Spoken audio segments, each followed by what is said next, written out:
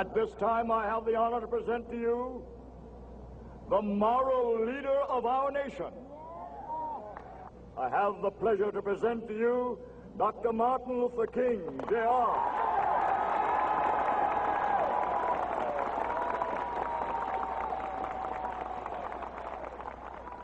I am happy to join with you today in what will go down in history as the greatest demonstration for freedom in the history of our nation.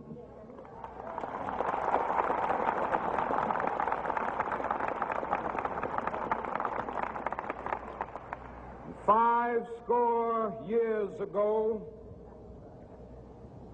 a great American in whose symbolic shadow we stand today signed the Emancipation Proclamation.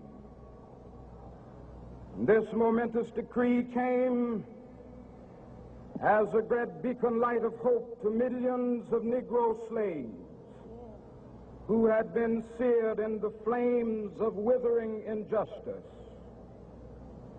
It came as a joyous daybreak to end the long night of their captivity. But 100 years later,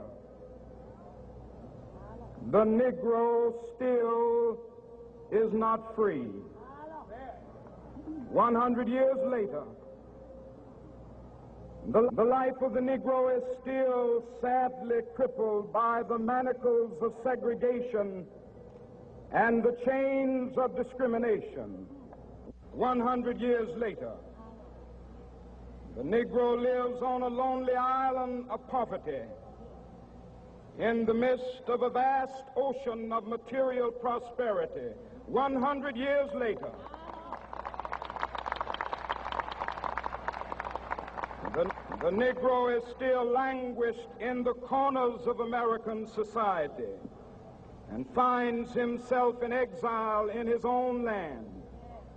And so we've come here today to dramatize a shameful condition. In a sense, we've come to our nation's capital to cash a check.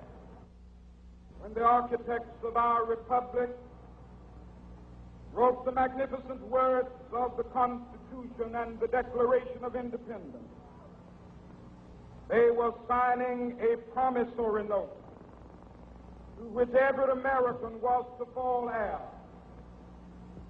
This note was a promise that all men, yes, black men as well as white men, would be guaranteed the unalienable rights of life, liberty, and the pursuit of happiness.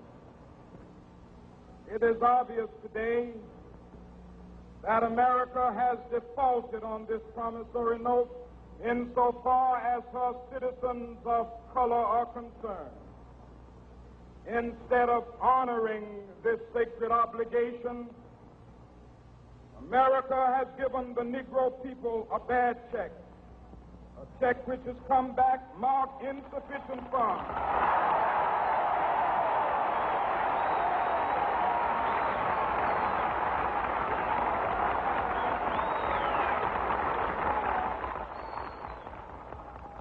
But we refuse to believe that the Bank of Justice is bankrupt.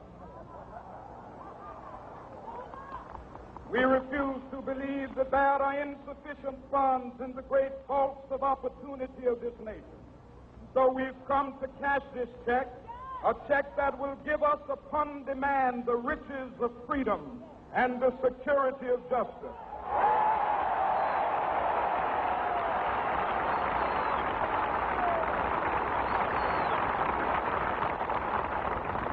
We have also come to this hallowed spot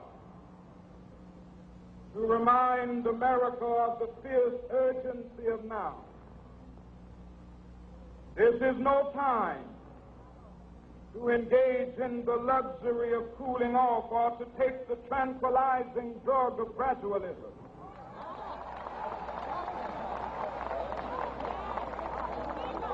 Now is the time to make real the promises of democracy. Now is the time to rise from the dark and desolate valley of segregation to the sunlit path of racial justice. Now is the time to lift our nation from the quicksands of racial injustice to the solid rock of brotherhood. Now is the time to make justice a reality for all of God's children. It would be fatal for the nation to overlook the urgency of the moment. This sweltering summit of the Negro's legitimate discontent will not pass until that is an invigorating autumn of freedom and equality. 1963 is not an end, but a beginning. Those who hope that the Negro needed to blow off steam and will now be content will have a rude awakening if the nation returns to business as usual.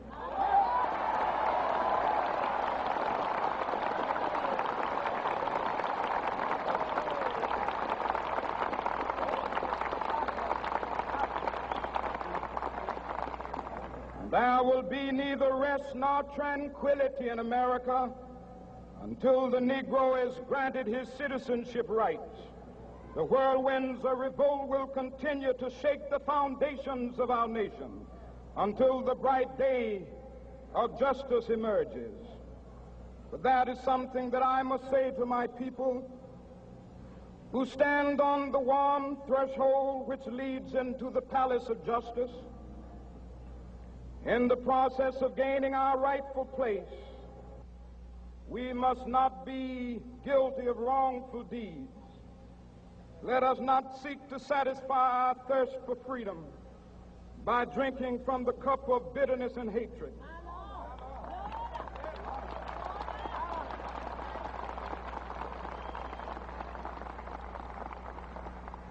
We must forever conduct our struggle on the high plane of dignity and discipline. We must not allow our creative protests to degenerate into physical violence. Again and again, we must rise to the majestic heights of meeting physical force with soul force. The marvelous new militancy which has engulfed the Negro community must not lead us to a distrust of all white people. For many of our white brothers, as evidenced by their presence here today, have come to realize that their destiny is tied up with our destiny.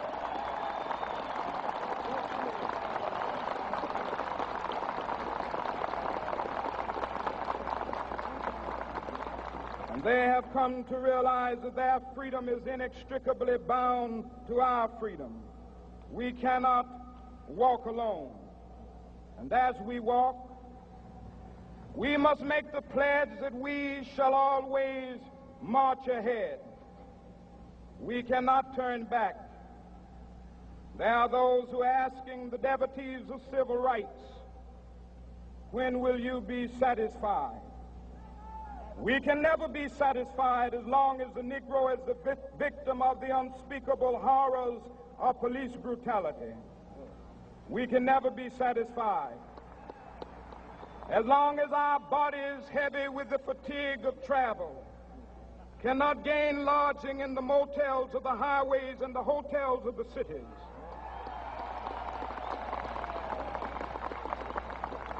We cannot be satisfied as long as the Negro's basic mobility is from a smaller ghetto to a larger one. We can never be satisfied as long as our children are stripped of their selfhood and robbed of their dignity by signs stating for whites only.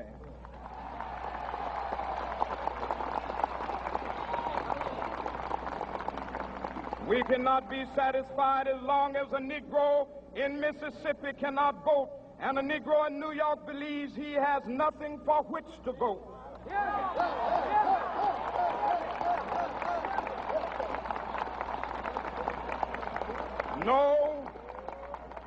No, we are not satisfied, and we will not be satisfied until justice rolls down like waters and righteousness like a mighty stream.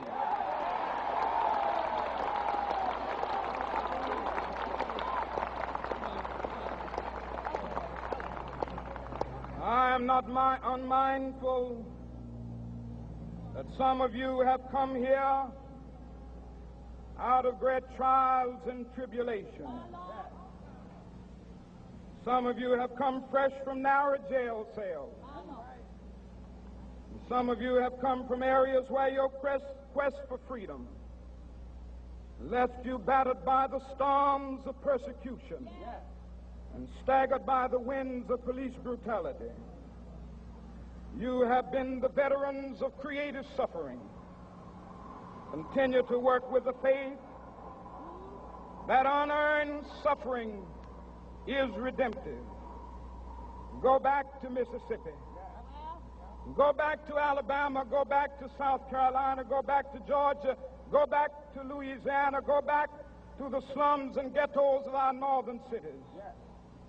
Knowing that somehow this situation can and will be changed.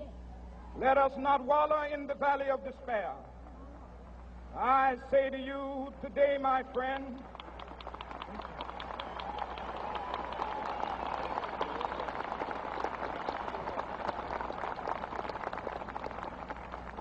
so even though we face the difficulties of today and tomorrow, I still have a dream. It is a dream deeply rooted in the American dream. I have a dream that one day this nation will rise up and live out the true meaning of its creed. We hold these truths to be self-evident, that all men are created equal.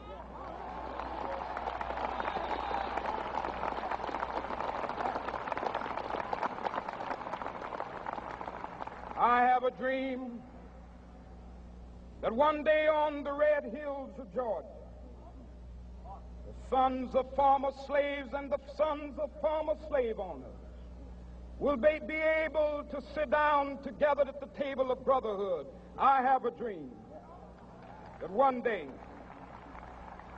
even the state of Mississippi, a state sweltering with the heat of injustice, sweltering with the heat of oppression, will be transformed into an oasis of freedom and justice. I have a dream that my 4 little children will one day live in a nation where they will not be judged by the color of their skin, but by the content of their character. I have a dream today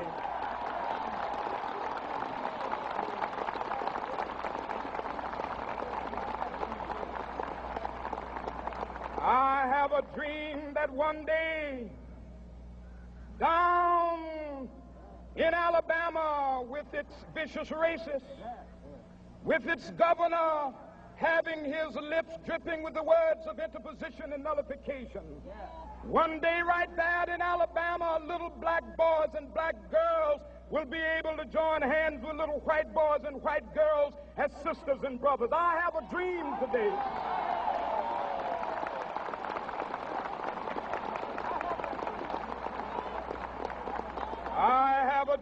that one day every valley shall be exalted, and every hill and mountain shall be made low. The rough places will be made plain, and the crooked places will be made straight, and the glory of the Lord shall be revealed, and all flesh shall see it together.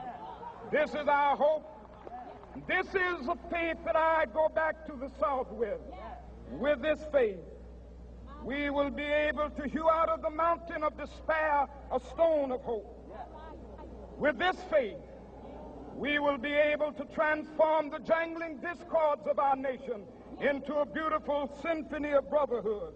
With this faith, we will be able to work together, to pray together, to struggle together, to go to jail together, to stand up for freedom together, knowing that we will be free one day. This will be the day. This will be the day when all of God's children will be able to sing with new meaning, my country, tears of thee. Sweet land of liberty, of thee I sing. Land where my fathers died, land of the pilgrim's pride. From every mountainside, Let freedom ring, and if America is to be a great nation, this must become true. And so let freedom ring from the prodigious hilltops of New Hampshire. Let freedom ring from the mighty mountains of New York. Let freedom ring from the heightening Alleghenies of Pennsylvania. Let freedom ring from the snow-capped Rockies of Colorado. Let freedom ring from the curvaceous slopes of California. But not only that, let freedom ring from Stone Mountain of Georgia. Let freedom ring from Lookout Mountain of Tennessee. Let freedom ring from every hill and molehill of Mississippi, from every mountainside. Let freedom ring, and when this happens, and when we allow freedom ring, when we let it ring from every village and every hamlet, from every state and every city, we will be able to speed up that day when all of God's children, black men and white men, Jews and Gentiles, Protestants and Catholics, will be able to join hands and sing in the words of the old Negro spiritual, free at last, free at last. Thank God Almighty, we are free at last.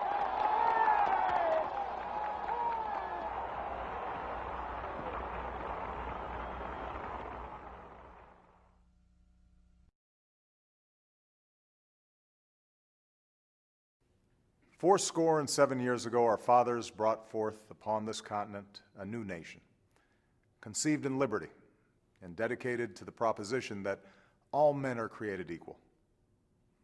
Now we are engaged in a great civil war, testing whether that nation, or any nation so conceived and so dedicated, can long endure. We are met on a great battlefield of that war. We have come to dedicate a portion of it as a final resting place for those who died here, that the nation might live. This we may, in all propriety, do. But in a larger sense, we cannot dedicate, we cannot consecrate, we cannot hallow this ground. The brave men, living and dead, who struggled here have hallowed it far above our poor power to add or detract. The world will little note nor long remember what we say here, while it can never forget what they did here. It is rather for us, the living, we here be dedicated to the great task remaining before us, that from these honored dead we take increased devotion to that cause for which they here gave the last full measure of devotion, that we here highly resolve these dead shall not have died in vain, that the nation shall have a new birth of freedom, and that government of the people, by the people, for the people, shall not perish from the earth.